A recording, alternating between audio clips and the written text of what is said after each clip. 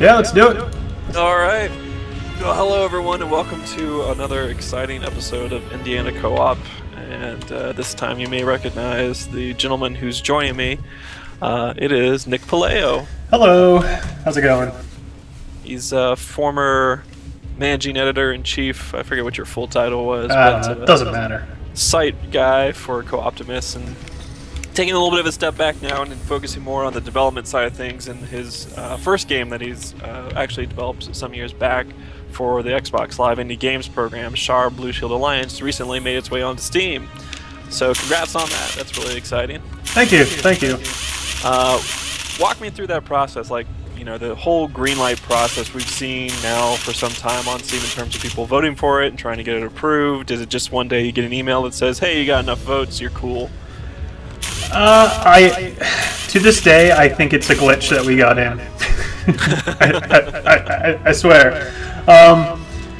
We were one of the first games on Greenlight. It was really early on in that process, and yeah, I think it was like, remember I think they used to like charge for Greenlight or something like that, right? There was like a $100 fee or something like that. There was something, yeah.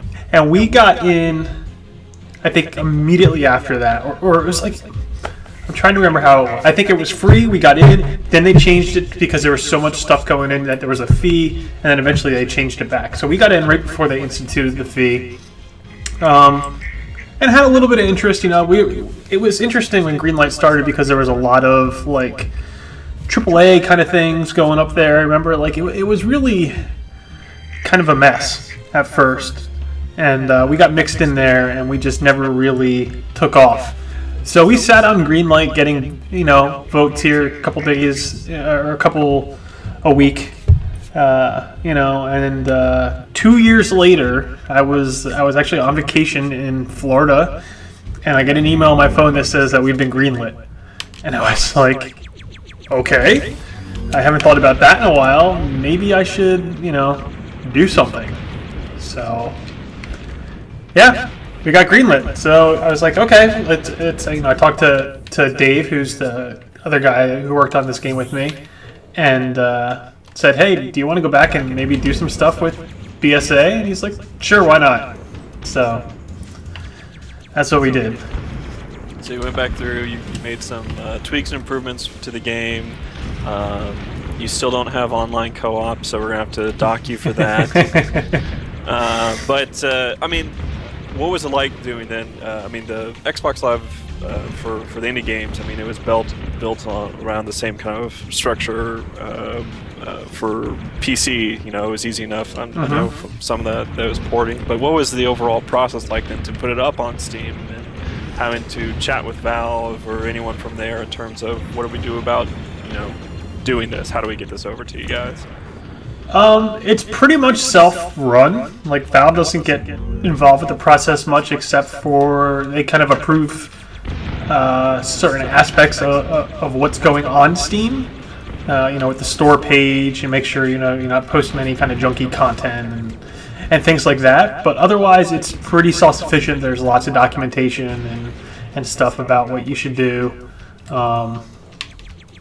Yeah, I mean, the process was pretty easy. We knew what we wanted to do. We wanted to, you know, add all the cool Steam features like leaderboards and achievements, and use their stat functionality, cloud saves, you know, stuff like that. And so yeah, we found the documentation we needed and whatever the API calls and stuff were that we needed to implement to do it, and just opened the source code back up again, and you know, got to it. It took us about 2 months to do it. I mean, we're still, both of us have full-time jobs and stuff, and yeah, you know, we're pretty happy. So for those who haven't seen it before or played it before, break down real quick what the overall structure of the game is like. So the goal of Blue Shield Alliance is to basically power up these generators to protect planets. I'm going to jump into a level here that I think is probably pretty good. Let me just do some upgrades quick too. Pretty good visual representation of that. But basically, there's these generators. They power shields that protect planets. As you destroy enemies, they drop salvage, and you collect the salvage and then take it to the generators to repair them. When you're doing that, some things happen. So there's 4 classes of ships that you can pick from, and this kind of goes around how the co-op is structured and organized and stuff. And each one has different strengths and weaknesses. As you pick up salvage, your ship basically takes a penalty. It starts to move slower. Certain ships take less of a penalty on that. So we have ships that are more designed for attack or for support, and we have ships that are basically designed to do the salvage runs and stuff like that. So let me kick my dog out because he's snoring. Hey, get out of here! Come on. Wouldn't be any kind of audio without Huxley there. Yeah, I mean, so this mission here, we're actually heading back to Mars after a big push by the constituents of nothing, which is our enemies, the cons for short. And we're gonna head back and hopefully save this generator before it dies out. You can see it's kind of red and blinking, and there's no beam going on, and the enemies are attacking it. So you kind of want to hover around it real quick and try and power it up. So you kind of see all the salvages floating around everywhere, and bigger the enemy, the more salvage they drop. This mission actually has some AI ships in it too, and they'll fly around, shoot enemies, and pick up salvage all the same and return it to the generator. The little white guy here, these 2 that are hanging around the generator, they are our Rio class, and in co-op they're kind of considered our attackers, and they're our healers too. They actually have little heal bots to heal players. The red ship that I am is our Euphrates class. It's kind of our base model. It's good if you're playing single player because you can lay down turrets, which will kind of create defensive perimeters, and you have heat-seeking missiles too. The Volga, which is this big one right here, flying around. That's our heavy class. It has 2 turrets, deals quite a bit of damage. That can also lay down mines, which, hey, look at that, right on cue, the AI guy laid down mines for me. How about that? And so they're good for protecting the generator. So yeah, it's and then there's also a Potomac class, which is we call it a mule, and that's one that can hold a ton of salvage and takes almost no penalty, but it's already kind of a slow-moving ship. So 4-player co-op. Obviously, the classes are kind of designed to play off each other and work together. So yeah, I guess that's about it. There's 36 missions, I believe, in the game across 9 planets. We have like 3 in our solar system, and then a bunch of whole made-up ones. Sure, you gotta have those fictional, Yeah, and we try and keep. I mean, every mission isn't just about defending the generator. We try and mix it up. There's a couple escort missions. There's some survival style ones. There's some funny ones too. There's one where I don't want to spoil too much, but there's some that kind of throw little curveballs at you, and yeah. Cool. All right, so this is for you. I mean, I know you've been fiddling around with different games and working on stuff for quite some time with your friend Dave. Yep. But this is the first game for you that's kind of seen a release in a major platform. What do you feel is like the biggest misconception people have about working and releasing a game? In terms of like all the work that goes into it, or yeah. I mean, there's a lot of different things we've seen now where people are talking about, from the tester side of things. There's that whole side thing of Penny Arcade where they do that. There's been a lot of different developer interviews and stuff like that. But what is it that you feel is the biggest misconception that goes into making and releasing a game for the work that's involved? It's not simple, not at all. I mean, development as a whole never goes as planned. Sometimes you get hung up on the simplest of things, where something that might seem a little more complicated, you breeze past. I guess the misconception would be that that you're trying to I don't know, for me, like, with this, like, I did this because this was a game I wanted to play, I wanted to make, like, and maybe it's not, you know, the most popular genre or type of game or whatever, you know, twin-stick shooters and a space setting and stuff, like, it's been done before, but I tried to combine things and elements from other games that I enjoyed, plus things that I've learned from working on Co-Optimus with, you know, how people like to play co-op games together, what they get out of it. But yeah, I mean, I guess in terms, the misconception is that I don't think people think it's easy, but I think people have a misunderstanding of exactly how much work goes into the littlest of things within a game.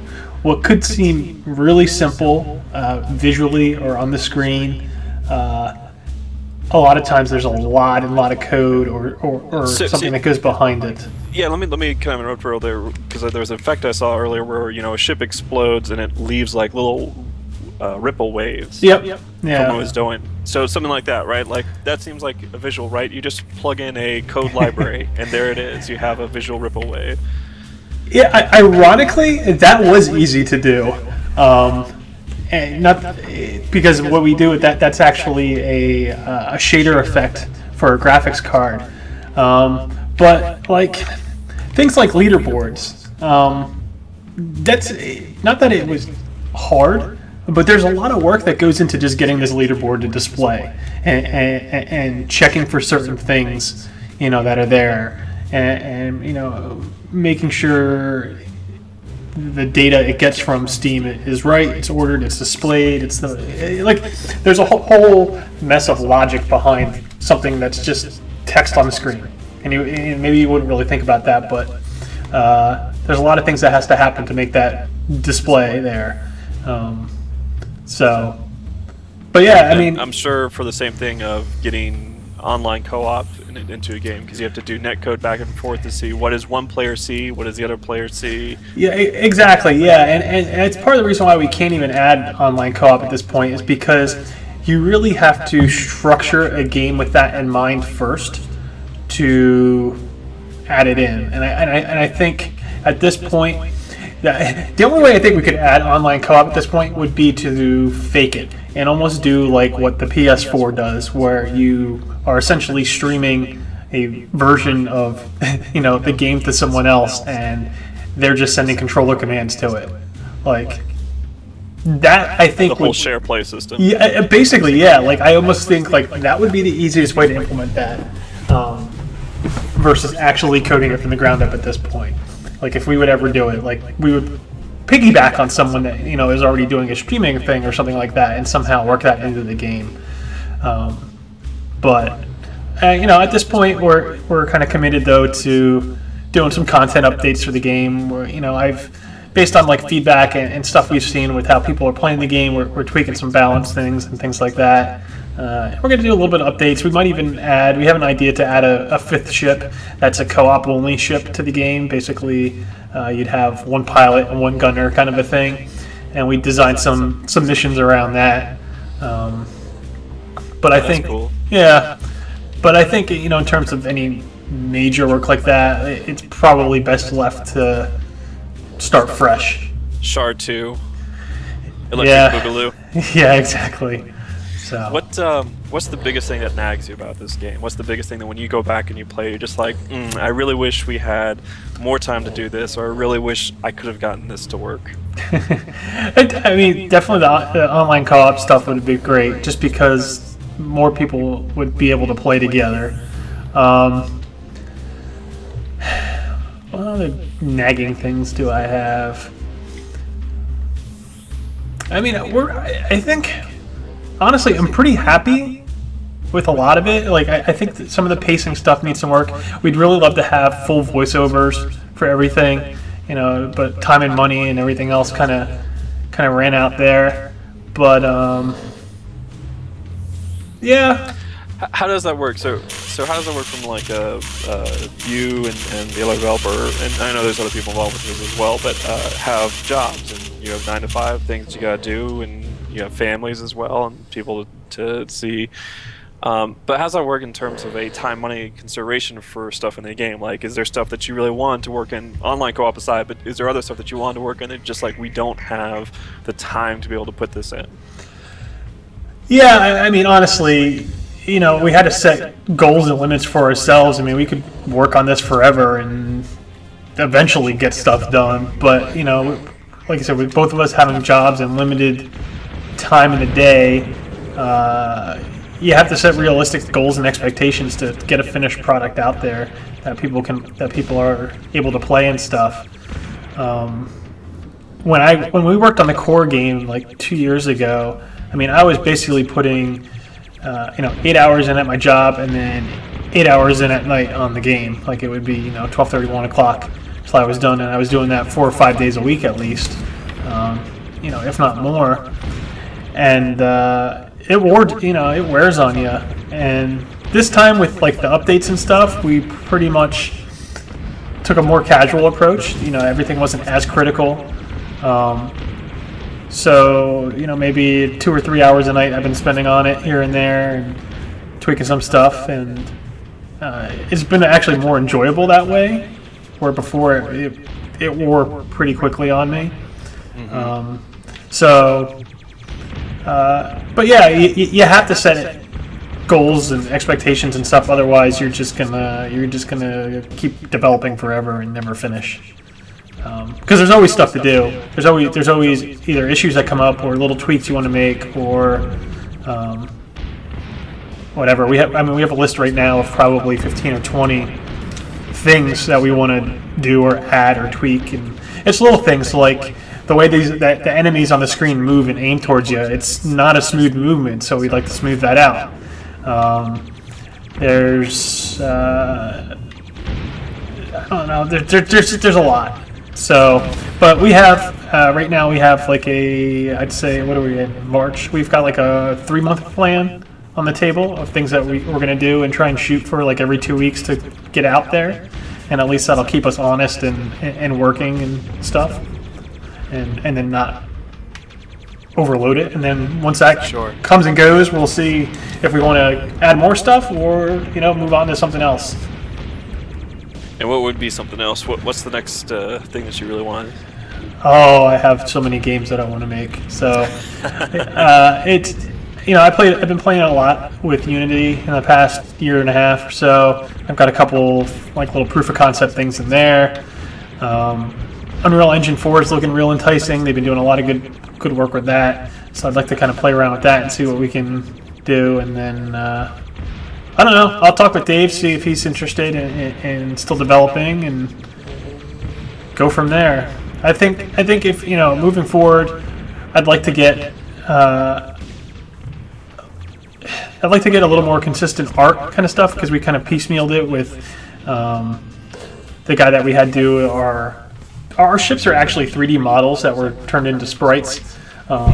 So I think it was both good and bad on our part, in that the style that we were going for, we kind of wanted to get this cartoony looking ships on top of like realistic looking space. Like that was the idea in my head for the look. But I think getting someone that's a pro at art, like this guy is just like us. His day job is IT, and he just happens to do 3D modeling and some art and stuff on the side.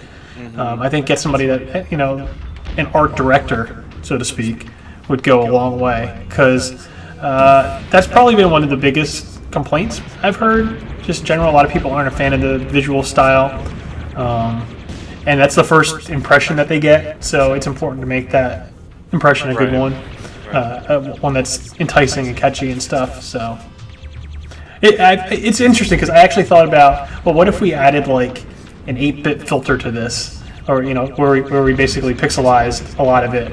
Would it be more enticing, or would that get people to?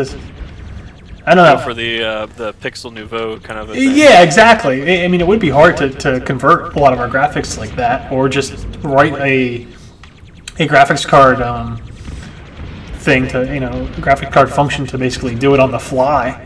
There's stuff out there. I had looked. So I don't know.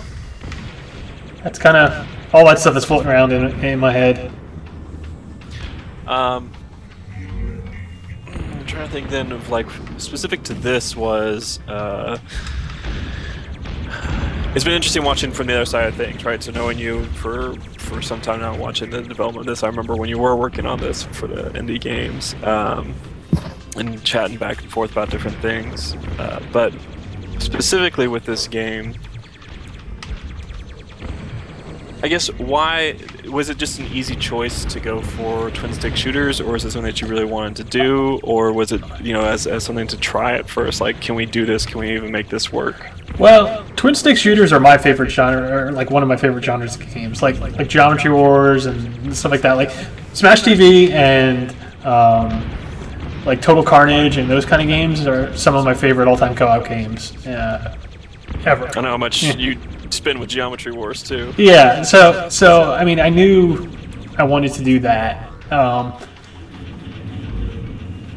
Yeah, I mean, like I said, I guess it's not. It's not as popular as it should be. Like I looking at other shooters and stuff out there in the genre, like there's very few that get huge. And I wasn't, like I said, I wasn't making this game to be, you know, the next big indie darling or whatever. I was making it for me and hoping that there was a decent audience out there that could enjoy it too. So, but yeah, I mean, I made it because I like twin-stick shooters, and I know there's other people that do, and I thought I could do it well. You know, I've played enough over the years that I know what makes them good. Hey, new high score.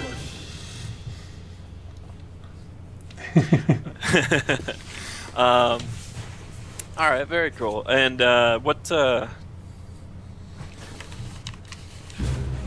It's always tough with a postmortem because the game's out there and everything's been done with it. But what do you really hope that the game, like someone who picks it up for the first time, what's the first impression you want them to have of it? I just want them to, like, you know, we were really going for that whole kind of like chaotic, overwhelming vibe. You know, some of our levels, there's literally hundreds of enemies on the screen coming at you, and we want you to kind of feel overwhelmed and not know what to do, and that just makes it that much better when you're playing it in co-op to kind of like call out with your buddy how to just mow through all these enemies that are there. There's the dog snoring again. Come on, dog. Yeah, I mean, I hope people can appreciate just like how much stuff is actually happening on the screen. Like we have like the salvage mechanic itself, and this is something Dave gets full credit for. There is an algorithm behind the scenes that just manages millions of pieces of salvage at a time. You know, it needs to figure out where you are. Are you picking this one up? Are you hitting it? You know, and there's a lot of salvage that's out there when you're playing it, and you combine that with all of the hundreds of enemies on the screen, and you're talking like there is thousands of objects at a time that are being tracked with any view. And to me, I mean, as someone that's played a lot of games and you know has been in the industry and covered and knows where other games have had issues and stuff like that, like we handle it pretty well, and it's not going to slow down even on you know, an average machine these days, which I think is kind of impressive. I mean, that's one of the most impressive things to me that we've done with the game, and it was definitely one of the things that took us the longest to get right, to get to work. It's cool. Yeah, I'm curious to see just you know, once you get through this, what's next, and what lessons. I mean, I'm kind of interested in talking with you about the next one and seeing what happens with that and what you've kind of picked up from here to do with it all. Yeah. Well, I think that's going to do it for today, at least. I definitely don't want to spend up too much of your time because I know you've got other things to work on, but appreciate the time today to go through and kind of talk with us some about SCHAR. Post-thought, what's the last thing kind of that you have? Please buy our game. Yes, good. Like, subscribe, favorite, all that kind of stuff. go to like we even have the old school arcade demo mode in the game. It'll just let it sit there at the menu and watch it play itself. Come on, how cool is that? So yeah, no, yeah, check it out on Steam. It's $5, and if you're looking for a good couch co-op game, something to play with your kids or something like that. I've got a lot of friends that have like you know, like 9 and 10-year-old boys, and like that seems to be the sweet spot for something like this. So good stuff there. All right, man. Well, thanks again, and good luck with, you know, the next few months of this, of getting the updates done, and definitely let us know what you're going to do next. All right, thanks. All right.